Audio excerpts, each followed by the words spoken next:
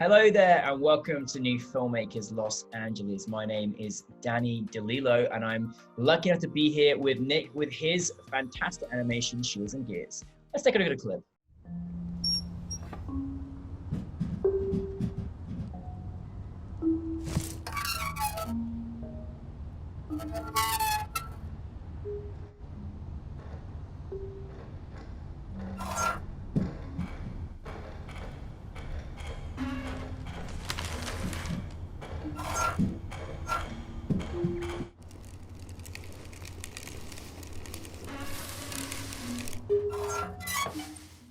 Nick, I'm so glad to see you, and thank you for coming back to us after our wonderful film festival, which we had your film in. How you doing? I'm doing good. Thanks for having me.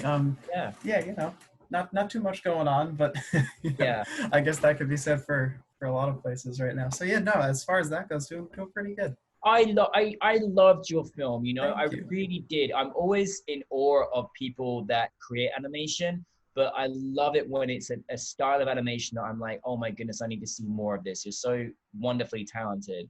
Thank you. But for those that haven't seen your film, tell us a brief synopsis. Sure. So Shears and Gears is a film about a robot barber who uh, lives in kind of like an old-timey 1930s-ish town, but he's a robot because why not? And he finds out that, well, he slowly realizes that there's no more humans left that he can give haircuts to. So he has to figure out what's next. What does he do with himself beyond that when his entire business is gone? So I don't know if it was your plan, but I fell in love with him. Like he had such a nice little soul, it was really, really quite sweet. Now I have a follow-up question to this kind of initial question, but sure. where did the inspiration at the time of making this come for you to create this project? Well, I think the inspirations from things like Wall-E are pretty apparent. But I think as far as how I came up with the idea, it started out as a logline exercise in a storyboarding class because it's a student film. And a couple semesters prior, or a semester prior, I took a storyboarding class, and part of it we had to do an exercise of just come up with some log lines for some films. And one of them was about a robot that owned a casino in a world where there was no humans, and then humans were coming back, so he had to try to figure out how he would change and market the casino to fit human clientele. So when it came time to make my first film, I was thinking about ideas. So I was looking through those log lines, and I liked that one. But then eventually one thing led to another. Casino turned to bar, and then I was looking at pictures of old-timey bartenders, and on the Google image search, a picture of a barber snuck in there somehow, and I was like, oh, that's kind of cool. I was like, I'll go with that. So I went with that, and I drew the character, and then I just went from there. So we thank Google search for participating Yes, in yes. great idea. Well, I love it. I mean, it's always nice to ask these questions because you never know how it came about. And I love that it went from a casino to a bar to a barber. That's really, really cool. I love it.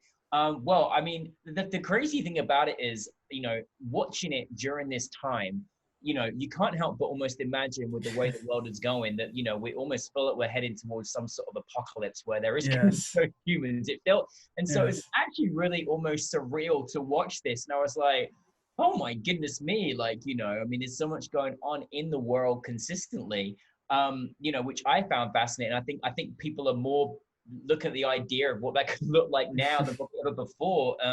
But it was a lovely story, and I think also just again, the perspective of just someone who's got works really hard and has got a small business, and it was, just there's a lot of different analogies in there. I think we're all facing, and which is really, really cool. Now, obviously, you said the focus doing because it was storyboarding, which is great, and I know I'm just curious, like in terms of what you do as an animator, like how important is storyboarding to the process, and how does that work differently from like a sort of a narrative, that is usually like a live action? Well, I'm just curious. Yeah. Well, storyboarding it's I think, at least, and most people will agree, is that it's super, super important. You could probably get away with making a film without storyboarding, but whether you realize it or not, at least especially in an animated film, you start out with an animatic, which is basically just storyboards that are timed out and set to audio sometimes. So what, even if you skip the storyboarding phase and move right into an animatic, you're still technically making a storyboard. At least that's how I look at it. I actually kind of hate storyboarding. Like the concept is great, but doing it, I don't know why. I just can't. I don't like doing it, but I still do it every time because it's for when I'm working on a project that requires it, because it really is necessary. If you just go in to, especially like a 3D film, whereas 2D, you're kind of making the storyboards when you're setting out the keys a little bit, somewhat. Yeah. But as far as like a 3D animated film goes, you could just go right in and just, once you have the models and stuff, just start animating without any idea of camera position or any idea of movement. But that's, I don't know, to me at least, that's way too intimidating to to do. So it's always good to have some sort of, even if your storyboards are stick figures, there's some storyboards out there that are like, each one is like a Rembrandt, like it's amazing. Yeah. But my storyboards, and even a lot of other storyboards, are just like stick figures walking around and stuff. Yeah. And that's even someone who loves to draw. It doesn't always need to be something incredible. It's just, you're just planning it out. So yeah, I'd say it's very important. I find it I think it's fascinating, especially how it may differ obviously as an animation. But now obviously we sense around the barber who again is a wonderful character. How do you how long does it normally take for you to kind of create these characters? I mean, how long do you spend on it? I mean, it's different when you're sort of because not only you're looking at a script, but you're also looking about as you alter a script, you're probably also altering your characters and how they look. Well, how long is that process for you? Well, it depends. Since this was a student film, I only had one semester, so like 15-ish weeks to do the entire thing start to finish. I kind of got ahead of the game a bit early because I made that in my spring semester of my sophomore year, so a bit over a year ago now. So I started a little bit in the winter break prior to the semester in terms of designing the barber, and even getting some modeling done on him. But all in all, I would say the process for him, the design, the modeling, and the texturing, all together was probably in total, and the rigging too, all together was probably in total like a few weeks in total combined. But that's also while you're working on, like you said, the storyboards and the general narrative, working on the environments and stuff. So no, it's fantastic. Well, I'm you are obviously, you did this as it was a student film, and I was, again, I mean, there's so many incredible student films out there, but it did look very much like you were a seasoned, animator, been doing this for 25 years. So I was amazed to find out you were a student. But for you personally, as it going into this world and in this field, what kind of areas of of genres do kind of you want to work in, that you kind of fascinated by? Is there any particular things, or even influences that you may have, or people that you aspire to? Oh well, well, if we're going influences, I mean, I'm just outside of 3D and animation and stuff. I'm a huge movie fan in general, so I could talk about influences for months. But as far as what specific areas in the field I want, or that I'm interested in, honestly, I'm interested a lot in the certain aspects of creating animation. I love making films, but as far as a job goes that I'd want, I think modeling and texturing things, whether that's hard surface or organic character environment, I love all of that. So that's kind of what I have my sights set on as far as career path goes. But as far as making the films goes, again, I love movies and I love making them. And I think these student films in college is some of the best opportunities I'm going to have to make them. At least easiest, because I have the resources. Time is a bit, but I have the resources, and, I have the people around me, the professors and my friends and stuff. So I think it's, I don't know. I just want to take advantage of making these films as much as possible. But as far as post-college career-wise, modeling and texturing for 3D animations for film, games, TV, whatever. I'm all into it. I just, any job's a good one. Any job's a good one. There you go. Yeah. And this, obviously, I'm sure there's so much that you, obviously, with, there's so much work. And I think that the thing is, we always talk about new filmmakers, but I always overemphasize there's a lot of work that goes into creating an animation, a lot of work. Yes. And particularly, as you say, you've done this in 15 weeks, which is you know, sounds crazy to me. It was. You know, but there's some people who think it's a long time, but you don't realize all the, you know, intricate processes you have to kind of go through as well. But I mean, with that being said, what was kind of the biggest challenge that you had in creating this project? Oh man. I think it's definitely just the time and managing it. Since this was my first film, I was like one of the people you were just talking about. I thought 15 weeks, I can, especially since I had a bit of the character modeled ahead of time. I was like, oh, I'm good, I'm fine. And it, and you know, and it's definitely, I think, as a film in terms of scale and the amount that is done, it's a small scale in terms of the scope of the film. What happens? It's just a character or two, really. In that sense, it's a very small film. But I would say outside of that, in terms of the amount of work involved, it's fairly big. And I think my biggest challenge was putting big amounts of time into the wrong areas. So like, Oh, interesting. I'd be like, the animation itself, the actual movement I enjoy, but it's probably the part of the process I enjoy the least. So instead of like refining that and working on that, I'd be like making the labels for the hair gel you see in the background for Oh, I love 3 it. seconds. And Yeah. then people come up to me and they're like, what are you doing? I'm like, oh, I'm making labels for hair gel. And they're like, do you even see that? I don't remember that from any of your animatics. And I was like, oh, it's in like a couple shots in the back. And they're like, well, don't you have to animate? I'm like, yeah. So I think, you know, I think there was definitely a bit of that. And I think also, I think rendering too was such a, and I think, yeah, and anyone that ever watches this or sees this or reads this, whatever, that has done any sort of 3D animation will understand the pain of rendering. And back then I still wasn't totally, I hadn't done a lot of it before, so I wasn't totally in on render optimization yet. Yeah. So I had like some really long render times at first, like 20 minutes a frame, which was not great. I was able to cut it down eventually. But yeah, I would say honestly, overall, just time and ambition. Keeping time and ambition on the same level. Exactly. Well, I love that you made those labels for the hair gels because I noticed them, you know, and I think it does add, you know, even just for that. I mean, it's amazing what our brains can process in a very short period of time anyway. And I think it just, you know, adds to the atmosphere, adds to the world you've taken us into. So I love that you did do that, and I did notice it. So it was worth the time. I appreciate that.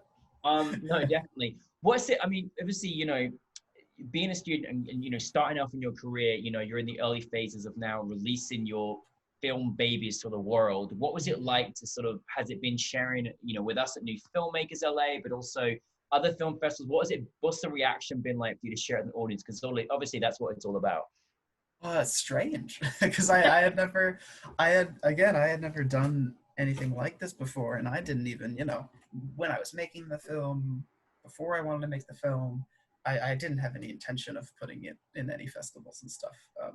But professors had suggested that, not just to me, to everybody while we were making films, just, hey, do it. Even if you make the film and you think it's the worst thing ever, just release it. You never know, and it doesn't hurt. And I thought I guess that's a good philosophy to kind of go with. So yeah, once I finished and was home for the summer, I just went on Film Freeway and just went down the list and just entered a ton of stuff. And you know, I didn't get into a large percentage of those festivals, but I didn't expect to get into anything. The fact that I had gotten into anything, let alone like a festival like this, along with some other ones, it's awesome. It's weird, but it's awesome. No, it's really wonderful, and I think there's you know, I think it's there's kind of almost a really, you know, I don't know whether this is intentional or not, but it's kind of a nice morality to your story. You know, was that something you kind of wanted to include? Was that something you were thinking about at the time? Were you thinking about making this kind of cute story, or did you kind of notice that there is sort of some lovely morality in there too? I think I noticed it a little bit, but I don't know if that was ever kind of the original. I don't know if it was ever like an intention originally. And I think it was something that kind of came along in the process, because again, there's only so much time. So like, you kind of just go, okay, this is the story and we're going with it. you just got to get started. And then eventually when I kind of noticed that morality and stuff that you're talking about, it was kind of like, oh, awesome. Let's you know, let's work with this and let's try to expand this and stuff. Yeah. So, yeah. Well, I think it's why we love animation so much, because I think almost, you know, our characters that have been made up, we almost, you know, they give us a sort of, I don't know, I feel like in some respects they show a bit more humanity than even humans, you know, Yeah. in terms of how they are and how they feel. So you know, I love that perspective. And I was like, I want it to be longer. I want more, but I know that they're a lot more work. So It I gotta originally give it time. was a lot longer. Yeah. Um, Well, yeah, I mean, it's a good sign to leave people wanting more, obviously, all the time anyway. So Nick, what is next for you? what is next? Right now, I'm just working on. I have been since I got since school sent us home for the pandemic. I've been working on just a couple personal projects as far as modeling and texturing goes, just trying to get better. But along with that, I'm working on very, very, very early stages of my capstone film or my thesis film Oh, for great. next year, which will be the last film since next year is my last year at school. So I'm just working on the early stages of that, which is exciting, but a bit intimidating because, you Yeah. know, as far as time goes, we have 2 semesters this time. We have a whole year, but Yeah. so it's very easy, especially for someone like me whose ambition is quite often larger than it should be. Hey, I love that you are ambitious like that. That's great. I mean, that'll take you far, obviously. So Yeah. that's exciting. So, well, that's really good. I mean, for anyone that's kind of out there that maybe wants to, you know, study, to, you know, go to school or learn more. I mean, is there anything in your experience thus far, maybe something that you go by as a person, maybe something that a mentor has helped you with that you could give advice to any, you know, wannabe animators out there, or even just people that just, you know, things that you've learned over the course of time? Yeah, totally. I think I think a couple of things. Time management. I know we've brought it up in this interview like it's, you know, like it's the second coming, but time management is super, super important. But also at the same time, don't be afraid to be ambitious. But you gotta, again, it's a balancing act, and you might not get it right the first time, and you might not get it right the second time. I didn't get it right either time. I was able to come out with films, but you know, it's always a balance that you'll always strive to get, and you might not get there, but the closer you get, the better. Um, and sometimes it's good that you don't strike that balance. Like, you know, again, I was a little bit ambitious on that first film, a bit too ambitious, and I'm very glad that I was, because I would not have learned certain lessons from that if I wasn't. Yeah. And then I would also say, remember that you're always learning. That's why you're studying it. Even if you're not going to school for it and you're just teaching it to yourself, you're learning it. So if you go on social media or you look up a tutorial and you see some piece of work that's like unfathomably great, that you're one person that's learning. Even if you've been doing it for years, you're learning. Yeah. It's No, always important to absolutely. keep in mind. Yeah, And I'm sure you'll be saying you're always learning in, you know, 20, 30 years time as well, you know, exactly, will never exactly. stop, you know, You will so look back on your stuff 5 years ago and go, oh God. And then in 5 years from now, you'll look back on your stuff from yeah. now and be like, oh God. Yeah. It's And just then how it like is. every Yeah. person it seems as well, you'll look back and think, oh my goodness, what was I doing? You know what I mean? Exactly. Exactly. No, I mean, I think it's good to be, you know, a harsh, you know, kind of, you know, a good critic of yourself, and Absolutely. to, you know, keep yourself on your toes. Well, I mean, I just, you know, I can't, I mean, I wish you well with your personal projects, and I can't wait. I want to see a thesis. That sounds very exciting, and you know, Absolutely. it will get there in the end. But no, I'm very delighted for it, because I feel like, you know, you're gonna have a long, lengthy career, Thank you. you know, in this industry, and it's exciting. And if this is what you're making right now, then you know that it can only get better, which is great. So looking forward to it. But no, thank you, Nick, for bringing it. Keep making more movies for us, please. Absolutely. Thank you so much. And congratulations. We look forward to seeing more of your films soon. Awesome. Thank you so much for having me. Thank you.